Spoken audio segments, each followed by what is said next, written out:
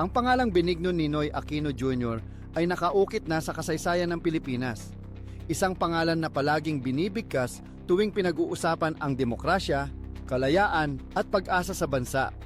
Ngunit sa paglipas ng panahon, naging mainit na usapin. Si Ninoy ba ay isang tunay na bayani o isa lamang biktima ng malupit na politika? Alamin natin ang kasagutan sa pamamagitan ng paglalakbay sa kanyang buhay, pakikibaka at ang mga tanong na bumabalot sa kanyang pagkatao. Nagmula sa isang kilalang pamilya sa Tarlac, si Ninoy ay maagang nasilayan ang mundo ng politika. Sa murang edad, naging alkalde siya ng Concepcion, sumunod bilang gobernador ng Tarlac at naging pinakabatang senador ng Pilipinas. Sa bawat hakbang, dala niya ang matalas na pag-iisip, kahusayan sa pananalita, at kakaibang karisma na agad napansin ng marami. Ngunit higit pa sa mga titulong hawak niya, mas mahalagang pag-usapan ang paninindigan niya para sa bayan, lalo na noong sumiklab ang dilim ng martial law sa ilalim ng rehimen ni Ferdinand Marcos. Sa panahong iyon, maraming Pilipino ang natakot, nanahimik at sumunod na lamang. Ngunit si Ninoy hindi nag-atubiling labanan ang diktadurya gamit ang kanyang talino at tapang. Ipinaglaban niya ang karapatan ng bawat Pilipino, binigyang boses ang mga walang lakas magsalita, at hindi siya natakot magsiwalat ng katotohanan sa kabila ng banta sa kanyang buhay. Dahil dito, siya ay inaresto, ikinulong ng mahigit 7 taon, at pinatawan ng mabigat na paratang. Sa kabila ng hirap at sakit, nanatili siyang matatag.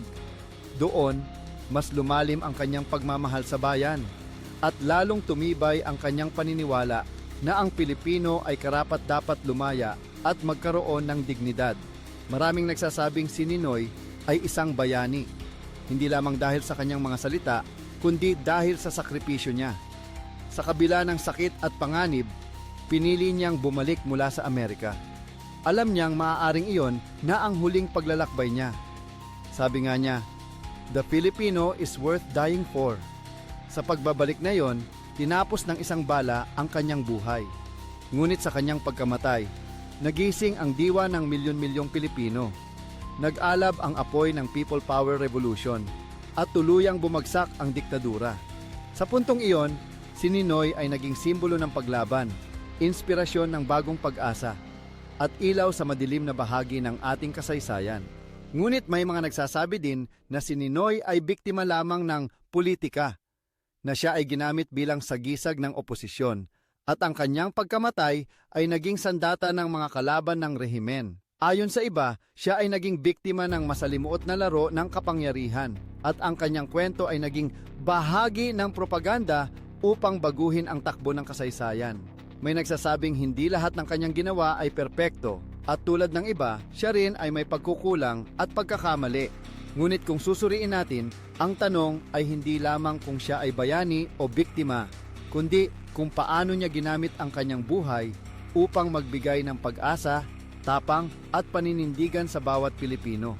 Ang kanyang kwento ay paalala na ang kalayaan ay may kabayaran, at ang tunay na pagmamahal sa bayan ay handang magsakripisyo kahit buhay pa man ang maging kapalit.